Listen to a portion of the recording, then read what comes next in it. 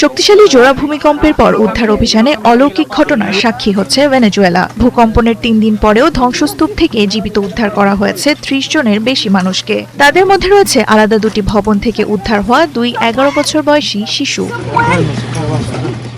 উদ্ধারকারীদের প্রকাশ করা ভিডিওতে দেখা যায় কয়েক ঘন্টার চেষ্টার পর ধ্বংসস্তূপের প্রায় 3 মিটার নিচ থেকে জীবিত বের করে আনা হয় মইসেস নামের এক শিশুকে। তবে তার মা ও বোনের মৃত্যু হয়েছে বলে জানিয়েছে উদ্ধারকারী দল। কয়েক ঘন্টা পর কারাবালিতা শহর থেকে আরও এক 11 বছর বয়সী শিশুকে জীবিত উদ্ধার করা হয়।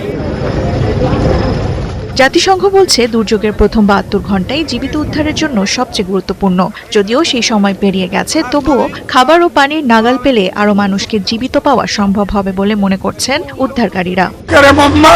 আমাদের সাহায্য দরকার, উদ্ধার কাজের জন্য ভারী যন্ত্রপাতি দরকার। এখানে কমপক্ষে 300 জন আটকে আছে, আমরা কেবল 80 জনকে বের করতে পেরেছি। ক্ষতিগ্রস্ত এলাকাগুলোতে উদ্ধার কাজের ধীর গতিতে ক্ষোভ বাড়ছে। অনেক পরিবার অভিযোগ করছে পর্যাপ্ত উদ্ধারকারী ও ভারী যন্ত্রপাতির অভাবে স্বজনদের বাঁচানোর সুযোগ নষ্ট হচ্ছে। আফটারশকের আতঙ্কে হাজারো মানুষ খোলা আকাশের নিচে, গাড়িতে কিংবা অস্থায়ী আশ্রয়কেন্দ্রে রাত কাটাচ্ছেন। এদিকে ক্ষতিগ্রস্ত বাড়িগুলো বসবাসের উপযোগী কিনা তা মূল্যায়নের জন্য একটি প্রেসিডেন্সিয়াল কমিশন গঠন করা হয়েছে বলে জানিয়েছেন দেশটির ভারপ্রাপ্ত প্রেসিডেন্ট। সেই সাথে রাস্তা, সেতু ও ফ্লাইওভারের মতো অবকাঠামোর অবস্থাও খতিয়ে দেখা হচ্ছে।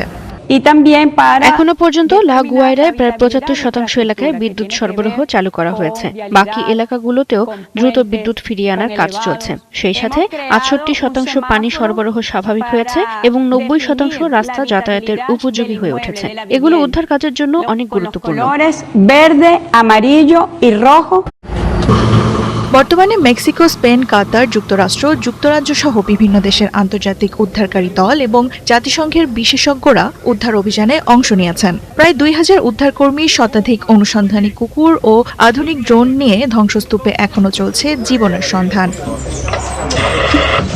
দেওয়ান মুবাশশিরা হোসেন, 71।